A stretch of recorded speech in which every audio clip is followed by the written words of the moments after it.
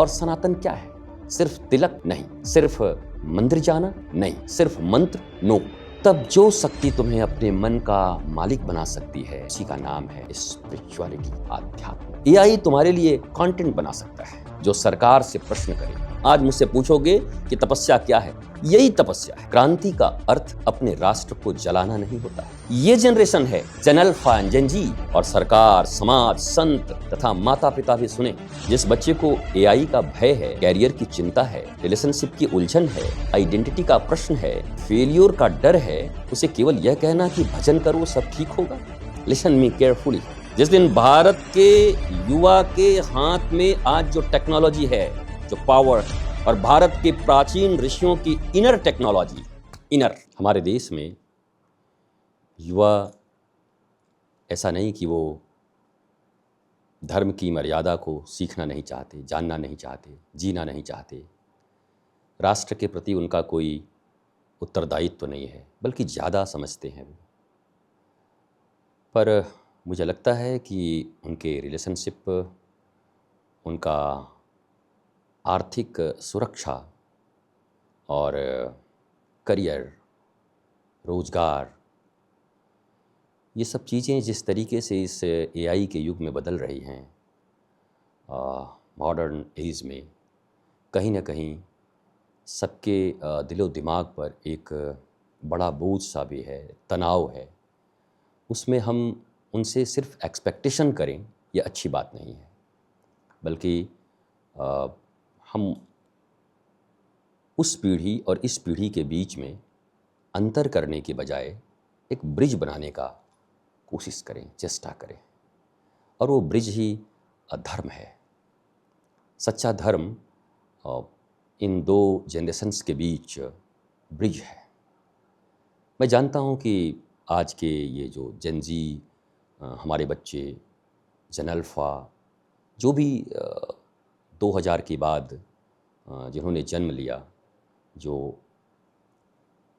15, 16, 18, 20, 22, 24 साल, 25 साल के बच्चे हैं, वो कोई प्रॉब्लम नहीं है हमारे देश के लिए, बल्कि वो भारत की पेंडिंग अपडेट है। मेरे प्यारे बच्चों, मैं अक्सर आपसे बात करता हूँ, पर आपको धर्म सिखाने नहीं आता, क्योंकि धर्म सीखने का विषय नहीं है। धर्म सब में ही है और सब जी भी रहे हैं, बस कनेक्ट करने का विषय है। ब्रिज बीच में कोई बने, या तो रॉन्ग या तो राइट, ऐसा नहीं। बीच का पथ क्या हो सकता है, बीच का वे क्या हो सकता है, मिड वे क्या हो सकता है। मैं सिर्फ सुनाने नहीं, आपको सुनने भी आता हूँ। और डिजिटल युग में सुनना बहुत सारे डिजिटल प्लेटफॉर्म से होता है। मैं आपकी आवाज़ को सुनता हूँ, आपसे बातें करता हूँ, आपके विचारों को समझता हूँ, और फिर मुझे जो अंतः प्रज्ञा से उचित लगती है, मैं आपसे इसी डिजिटल प्लेटफॉर्म के माध्यम से कनेक्ट करता हूँ। विशेषकर जो मैंने कहा कि 2000 के बाद जो भी बच्चे जन्म लिए हैं, जिस पीढ़ी के हाथ से ही, प्रारंभ से ही उनको स्क्रीन मिल गई है। बच्चे जब हम जन्म लिए तो हमें लकड़ी के गुड्डे गुड्डी ऐसे कुछ खिलौने कुछ मिले, मिट्टी के खिलौने, और हमें स्क्रीन मिला। बाकी बच्चों को, जेन जी, जेन अल्फ़ा को स्क्रीन मिला है, जिसके सामने पूरी दुनिया खुली है, जिसके पास गूगल हैं, एआई हैं, इंस्टाग्राम हैं, लाखों क्रिएटर्स हैं। लेकिन कई बार रात को अकेले में एक प्रश्न है कि ये सब तो हैं, पर मैं आखिर किस लिए हूँ। और ये प्रश्न मैंने बहुत सारे यंगस्टर्स से जब मैं कनेक्ट किया, वो मेरे पास भी आते हैं, मैं उनसे बातें करता हूँ, तो उनके मन में ये प्रश्न है, मैं हूँ किस लिए, मेरा एग्जिस्टेंस किस लिए है। आपके पास कनेक्शन बहुत है, लेकिन कम्युनियन कम है। इन्फॉर्मेशन बहुत है, लेकिन डायरेक्शन थोड़ा कम है। फॉलोअर्स बहुत हो सकते हैं, लेकिन फॉलो करने योग्य आइडियल बहुत कम है। ऑप्शन हजारों हैं, लाखों हैं, लेकिन पर्पस क्लियर नहीं है, स्पष्ट नहीं है। और शायद यही आज के भारत की सबसे बड़ी मिसिंग लिंक है। Missing link. भारत को जनरेशन गैप नहीं, जनरेशन ब्रिज चाहिए। हम अक्सर जनरेशन गैप पे बात करते हैं। हमें जो भी बातें आज करनी है वो जनरेशन ब्रिज के बारे में बात करनी है। प्यारे बच्चों, आपकी पिछली पीढ़ी ने एक कठिन दुनिया में हमारे लिए सुविधाएं बनाई हैं। ये जो पिछली पीढ़ी थी उसने बहुत मेहनत किया, और ये जो आज सुविधा आप देख रहे हो, जो कुछ भी मिला है, वो अचानक से नहीं आया। हमारी उस पीढ़ी ने इस इन्वेंशन के लिए बहुत मेहनत किया। कम साधन में साधना से ऐसे साधन बनाए जो आज यंग जनरेशन को इतना स्मार्ट बना रहे हैं। और आप एक ऐसी दुनिया में पैदा हुए हो जहां सुविधा तो बढ़ी है, लेकिन गति इतनी तेज हो गई है कि मन पीछे छूट गया है, दिल पीछे छूट गया है, जीना पीछे छूट गया है, लाइफ पीछे छूट गया है। हर चीज़ में स्पीड है, एवरीवेयर स्पीड स्पीड स्पीड। इसलिए मैं ना पुरानी पीढ़ी को दोष देता हूँ, न ही नई पीढ़ी को। दोष किसको दें? पुरानी पीढ़ी जिन्होंने आपके लिए मेहनत करके ऐसे मुकाम बनाए हैं जहाँ आज हम उनकी बनाई हुई चीज़ों का उपयोग और उपभोग कर रहे हैं। और नई पीढ़ी के हाथ में सब कुछ स्मार्ट है, पर बर्डन भी उन पे उतना ही है, तनाव भी उन पे बहुत ज़्यादा है, दबाव बहुत ज़्यादा है, बहुत प्रेशर में है वो। मैं दोनों के बीच एक पुल बनाना चाहता हूँ। दादा दादी के पास रूट्स हैं, आपके पास विंग्स हैं। भारत को केवल रूट्स से नहीं उड़ाया जा सकता, और केवल विंग्स से यह तय नहीं होगा कि उड़ना कहाँ है। Roots plus wings are is equal to नया भारत, न्यू इंडिया। तुम्हें धर्म से जोड़ने से पहले धर्म को समझना होगा। अगर किसी ने तुमसे कहा कि सवाल मत पूछो, बस मान लो, तो मैं तुमसे कहता हूं कि पूछो। सवाल पूछना तुम्हारा अधिकार है, क्योंकि जिस सत्य को तुम्हारे प्रश्न से डर लगता हो वह सत्य भी भला कितना मजबूत होगा। हमारी परंपरा में अर्जुन ने कृष्ण से प्रश्न किए हैं, और कृष्ण प्रश्न से डरे नहीं हैं, बल्कि अर्जुन के समस्त प्रश्नों का उन्होंने उत्तर दिया है। और वो उत्तर पाकर अर्जुन विक्ट्री का साइन दिखाता है, जीतता है अपने जीवन में, आनंदित होता है। नचिकेता ने मृत्यु के सामने, डेथ के सामने प्रश्न किया है। गार्गी ने ऋषि याज्ञवल्क्य के सामने प्रश्न किया है। भारत की आध्यात्मिकता का अर्थ बुद्धि बंद करना नहीं था, बुद्धि को इतना निर्मल करना था कि वो सत्य को पहचान सके।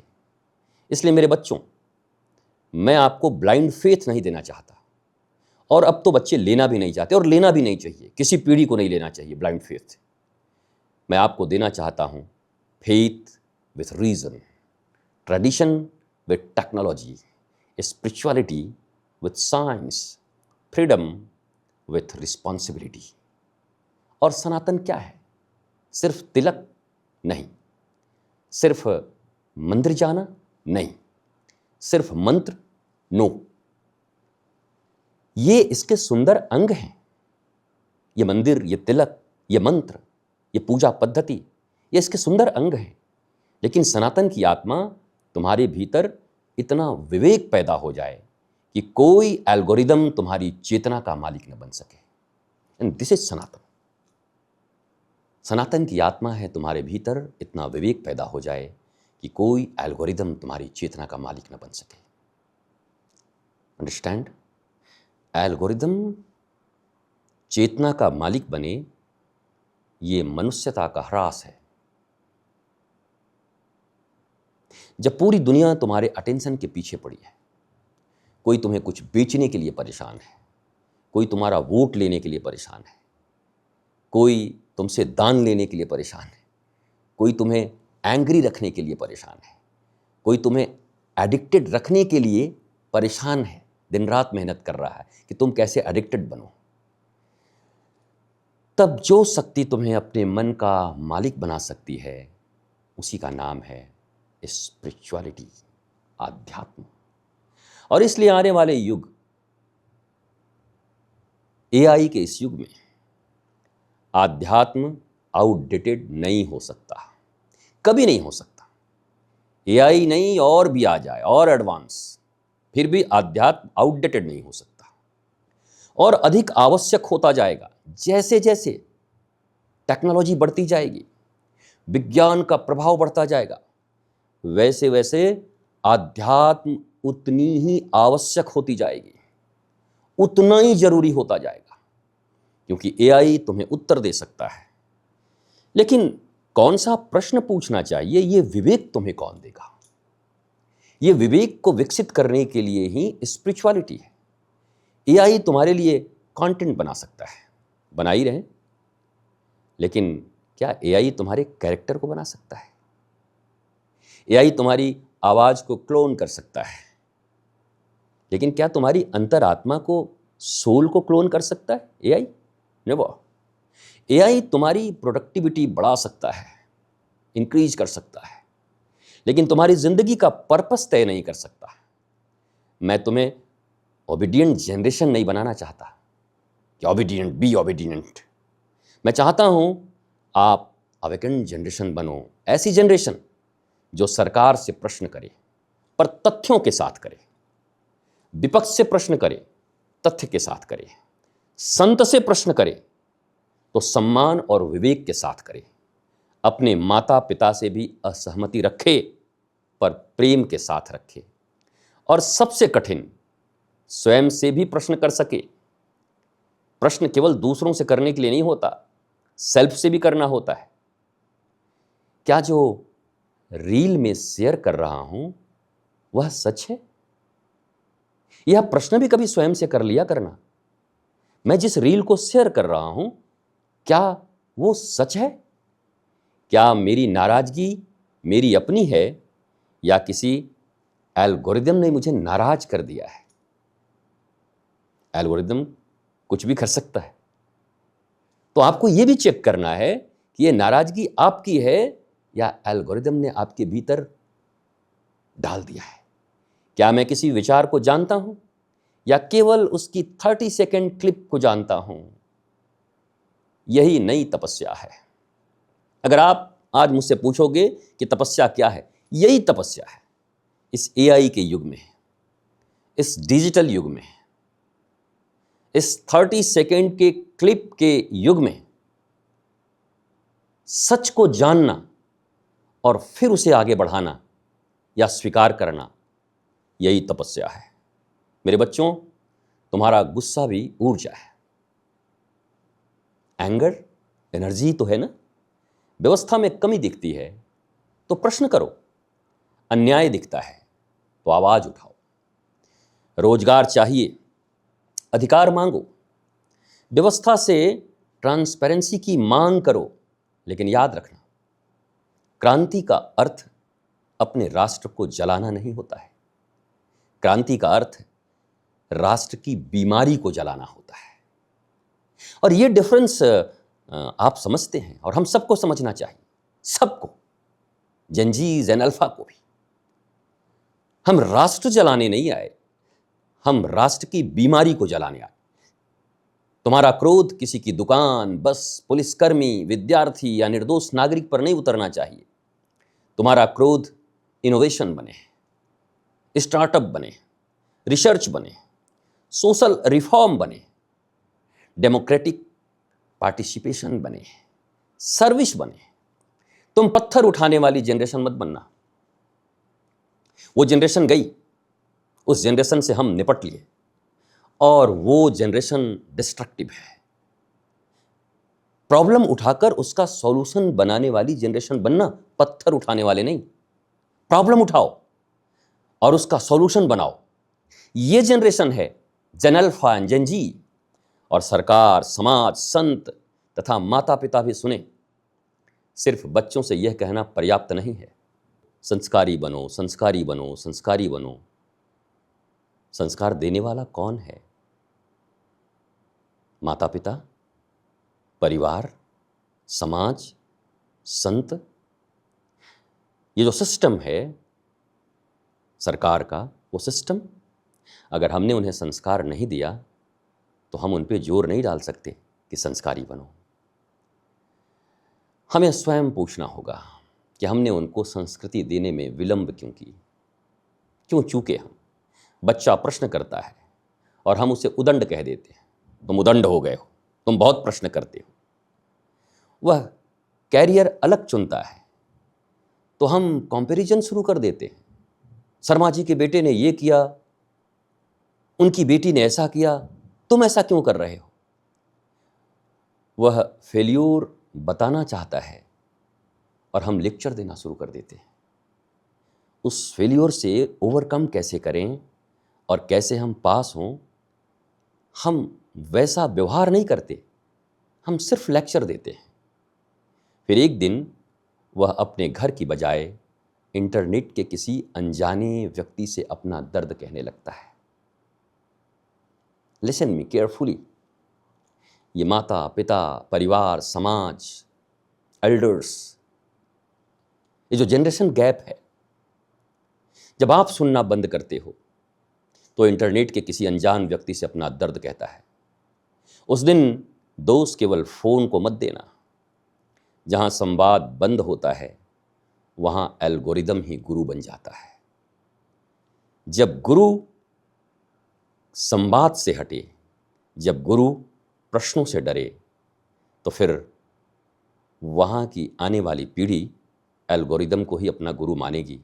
और फिर राष्ट्र का क्या होगा वो आप सब समझते हैं, बच्चे का क्या होगा आप सब समझते हैं। इसलिए मैं माता पिता से भी कहता हूं, अपने बच्चे की केवल लोकेशन मत जानिए। डिवाइस लगा दिया, लोकेशन कहाँ है जरा चेक करो तो, कहाँ गया, अरे ये तो वहाँ बोल के गया था, अरे तो स्कूल कॉलेज बोला था, यहाँ गया, वैसे कैसे चला गया। सिर्फ लोकेशन मत जानो, उनकी इनर लोकेशन भी जानिए। इनर लोकेशन, सेल्फ रियलाइजेशन, वो आंतरिक रूप से टूटे हुए हैं, किन प्रश्नों से जूझ रहे हैं, ये कौन जानेगा। आउटर लोकेशन जीपीएस से जान के क्या करोगे। पूछिए, बेटा आज कहां गए थे, पर उसके साथ साथ यह भी पूछो कि बेटा आज आपका मन कहां गया था। आज आप मन से एब्सेंट थे, आज आपका मन दुख में था, आज आपका मन विरोध में था, आज आपका मन क्रोध में था या आपका मन बोध में था। ये भी पूछना सीखो। और मैं संत समाज के लिए भी हाथ जोड़कर एक निवेदन करना चाहता हूं। हम जेनजी जब से जेनजी आए और जब से जेनजी आसपास के राष्ट्रों में जेनजी शब्द आया, जेन अल्फा आया, तो अब सब जेन अल्फा मालाई रटने लगे, जैसे सीताराम सीताराम, राधे श्याम राधे श्याम, वैसे जेन अल्फा। लेकिन सिर्फ लेक्चर देने के लिए जेनजी और जेन अल्फा नहीं चाहिए। संत समाज, गुरुजन, स्पिरिचुअल पर्सनालिटी, हमारा भी दायित्व है कि हम केवल यह न पूछें कि वह मंदिर क्यों नहीं आ रहा, मंगलवार को मंदिर बुलाओ, नहीं आएगा वो। क्यों? जनरेशन गैप को आपने ब्रिज बनकर कम नहीं किया है। एक बार यह भी तो पूछिए, क्या हमने मंदिर के ज्ञान को उसकी जिंदगी के प्रश्नों तक पहुंचाया है। हमने मंदिर का ज्ञान अलग रखा, पूजा की पद्धति, पूजा तरीके, पाठ, पर उसके मन में जो प्रश्न हैं, उसके करियर को लेकर, उसके रिलेशनशिप को लेकर, उनके आर्थिक इकोनॉमी सिक्योरिटी को लेकर बहुत सारे प्रश्न हैं वहाँ के मन में, उनकी स्टडी को लेकर। क्या हमने मंदिर के ज्ञान को उस अनुरूप बनाया है, ढाला है, उस स्ट्रक्चर को वैसा रखा है? नहीं तो फिर वो कैसे कनेक्ट होंगे। जिस बच्चे को एआई का भय है, कैरियर की चिंता है, रिलेशनशिप की उलझन है, आइडेंटिटी का प्रश्न है, फेलियर का डर है, उसे केवल यह कहना कि भजन करो सब ठीक होगा, इज इट राइट? क्या यह पर्याप्त होगा? भजन करो सब ठीक होगा? उसे समझाना होगा कि भजन तुम्हें रियलिटी से भागने के लिए नहीं है, रियलिटी का सामना करने की शक्ति देने के लिए है। पर यह कहना भजन करो सब ठीक हो जाएगा, और युवा कनेक्ट नहीं करता इससे। How is it possible? ये करने से मेरा ये कैसे हो जाएगा। तो भजन रियलिटी से भागने के लिए नहीं, रियलिटी का सामना करने की शक्ति देने के लिए है। मंदिर का ज्ञान, गुरु का ज्ञान, संत का ज्ञान इस लेवल तक आए। ध्यान स्किप नहीं है, ध्यान भागना नहीं है दुनिया से। भांग खा लिया, गांजा पी लिया और दुनिया से उपराम हो गए, विस्की बियर थोड़ा लिया और दुनिया को भूल गए, तो भी तो ध्यान हो गया, उसी को ध्यान बोल देगा वो तो। मेंटल सॉवरेनिटी एस्केप नहीं है, मेंटल सॉवरेनिटी। योग केवल शरीर मोड़ना नहीं होता, अपने बिखरे हुए अस्तित्व को जोड़ना ही योग है। शरीर मोड़ना तो जिम्नास्ट भी मोड़ते हैं, पर अपने बिखरे हुए अस्तित्व, मेरा एग्जिस्टेंस बिखरा हुआ है, उसे एक एक करके जो हम जोड़ते हैं वो योग है। और गुरु वह नहीं जो तुम्हारी स्वतंत्रता को छीन ले। सच्चा गुरु वह है जो तुम्हें इतना जागृत बना दे, अवगत, कि तुम्हें कोई गुलाम बना ही न सके कभी। न व्यक्ति, न नशा, न भीड़, न आइडियोलॉजी, न algorithm, whoever maybe you are, कोई मुझे गुलाम नहीं बना सकता। ये जन जी है और ये जन अल्फा है, और ये तो गुरु के सच्चे ज्ञान से ही मिलता है। 2000 ईस्वी के बाद जिनका भी जन्म हुआ, उन बच्चों को मेरा एक प्रस्ताव है, मेरा एक बातचीत है आपसे। मुझे आपके बालों के स्टाइल से कोई समस्या नहीं। आपको मेरे बाल के स्टाइल से जब कोई समस्या नहीं तो मुझे क्यों होगी, और होना भी नहीं चाहिए। मुझे आपकी भाषा से कोई समस्या नहीं है, और मुझे क्यों होगी, किसी को भी क्यों होगी। आपके मीम्स से कोई समस्या नहीं है, आपके टेक्नोलॉजी ये समस्या नहीं है हमारे लिए। आप दुनिया बदलना चाहते हो, ये मुझे बहुत अच्छा लगता है। बस दुनिया बदलते बदलते अपने भीतर की दुनिया को मत खो देना। जो तुम रियल हो वो मत खो देना। तुम मॉडर्न बनो, लेकिन मेमोरी लेस मत बनो। ग्लोबल बनो, लेकिन रूटलेस मत बनो। एम्बिशियस बनो, लेकिन हार्टलेस मत बनना। सक्सेसफुल बनो, पर यूजफुल भी तो बनो। रीच बनो, लेकिन भीतर से कभी गरीब मत होना। और इंडिपेंडेंट अवश्य बनो, लेकिन इतने अकेले नहीं कि तुम्हारे आंसू देखने वाला भी कोई ना बचे। इतना भी अकेला इंडिपेंडेंट होने की जरूरत नहीं है। मैं तुम्हें एक सूत्र साझा करता हूं, अच्छा लगे तो स्वीकार करना। Rooted, rational, fearless and compassionate. जड़ों से जुड़े रहो, रूट से जुड़े रहो, तर्कशील रहो, तर्क करो, निर्भय रहो, और कंपैशनेट, करुणामय रहो। करुणा बड़ी जरूरी है। हार्टलेस नहीं होना है हमें, संवेदनहीन नहीं होना है। यही मेरे लिए आधुनिक सनातनी युवा है। केवल तिलक, केवल वो ड्रेस, केवल वो मंदिर जाना और केवल वो कुछ पूजा के ऐसे ऐसे करना, मैं इसे ही सनातनी नहीं कह सकता। सनातनी युवा वो है जिसे मैंने अभी कहा। Rooted, rational, fearless, compassionate. जड़ों से जुड़ना, तर्कशील रहना, निर्भय रहना और करुणामय रहना, ये आधुनिक सनातनी युवा की पहचान है। वह किसी से नफरत करके धार्मिक नहीं बनता है। हमारा जेन जी, जेन अल्फा किसी से नफरत नहीं करता और तब धार्मिक नहीं कहलाता। वह अपने चरित्र से धर्म की श्रेष्ठता को सिद्ध करता है। वह राष्ट्र से केवल पूछता नहीं कि भारत मेरे लिए क्या करेगा, इंडिया मेरे लिए क्या करेगा। वह यह भी पूछता है कि मेरे होने से इंडिया को क्या मिलेगा, मेरे होने से भारत को क्या मिलेगा। और आज मैं तुमसे कोई वचन नहीं मांगता हूं, न यह कि तुम मेरी हर बात मानो, मैं ऐसी कोई आशा नहीं रखता। न यह कि तुम मेरे फॉलोअर बनो, बिल्कुल आशा नहीं करता। मैं तुमसे केवल एक छोटा सा प्रयोग मांगता हूं। तुम साइंस समझते हो ना, साइंटिफिक युग से हो ना, प्रयोग तो समझते हो ना, टेक्नोलॉजी को समझते हो, कुछ दिन अगले 7 दिन, 15 दिन, 21 दिन कम से कम प्रतिदिन 20 मिनट अपने शरीर के लिए, फिजिकल हेल्थ के लिए दो। 20 मिनट्स किसी श्रेष्ठ ज्ञान के लिए, नॉलेज ऑफ सोल,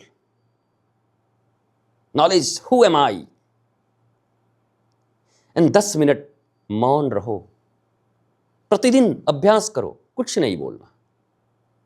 और सोने के बाद नहीं, सोने के बाद तो ऐसे ही मुख से मौन हो जाते हैं, मन तो चलता रहता है। जगे हुए लोगों के बीच रहते हुए भी मौन होने का अभ्यास करो 10 मिनट। और कम से कम एक काम किसी ऐसे व्यक्ति के लिए जिससे तुम्हें कोई रिटर्न नहीं मिलना, यह पक्का तय है। एक काम ऐसे किसी व्यक्ति के लिए जिससे 100% तुम श्योर हो कि मुझे कोई रिटर्न नहीं मिलना, उसके लिए करो। और फिर स्वयं देखना तुम्हारे भीतर कुछ बदलता है या नहीं। फॉलो मत करना मेरी बात को। एक प्रयोग है और लैब में आप जाते हो, प्रयोग करते हो, प्रयोग करके ही हां या ना बोलना, गाली देना कि ताली बजाना, ये बड़ी चीज नहीं है। प्रयोग करो, मुझे विश्वास है कि तुम्हारे जीवन के भीतर सार्थक परिवर्तन आएंगे। इसे धर्म मानकर मत करना कि मुझे धर्म सिखा दिया। एक्सपेरिमेंट, मैं एक्सपेरिमेंट कर रहा हूं क्योंकि मैं आपकी श्रद्धा से पहले आपका अनुभव चाहता हूं। श्रद्धा बाद में, अनुभव हो तो श्रद्धा पक्की हो जाएगी। और अंत में बस इतना ही कहना चाहता हूं, आपको देखकर मुझे भारत का संकट नहीं दिखाई देता, मुझे भारत की संभावना दिखाई देती है। जेन जी और जेन अल्फा को जो लोग संकट के रूप में देखते हैं, उन्होंने ठीक से जाना नहीं उनको। वो संकट नहीं, संभावना है हमारी भारत की। आप बिगड़ी हुई जनरेशन नहीं हो, आप शायद इतिहास के सबसे पावरफुल पहले जनरेशन हो। इतना साइंस डेवलप, इतनी टेक्नोलॉजी, इतनी स्पीड, इतना पावरफुल यंग जनरेशन कभी नहीं था। आप हो, क्योंकि तुम्हारी जेब में वह टेक्नोलॉजी है जो कभी बड़े बड़े साम्राज्यों के पास नहीं थी। बड़े बड़े जो राजे महाराजे को तुम सुनते हो, मिथ कहते हो या इतिहास कहते हो, इतनी टेक्नोलॉजी उनके पास भी नहीं थी। तो आप पावरफुल तो हो।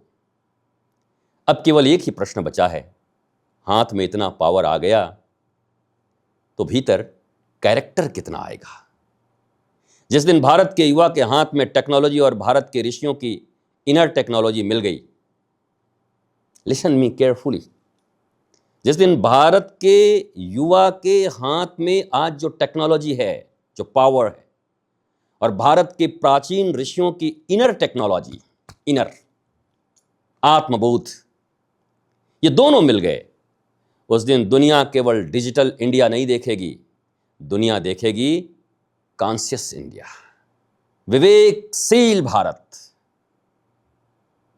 विजडम से भरा हुआ भारत, और ऐसा भारत जिसके पास एआई भी होगा और सेल्फ रियलाइजेशन, आत्मबोध भी होगा, साइंस भी होगा पर संवेदना भी होगा, वेल्थ भी होगा पर विजडम भी होगा, स्पीड भी होगी पर डायरेक्शन भी राइट होगा।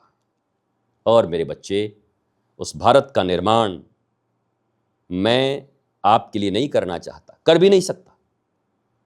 मैं आपके साथ इस भारत का निर्माण करना चाहता हूं, आपके साथ मिलकर करना चाहता हूं, क्योंकि आप भारत का फ्यूचर नहीं हो।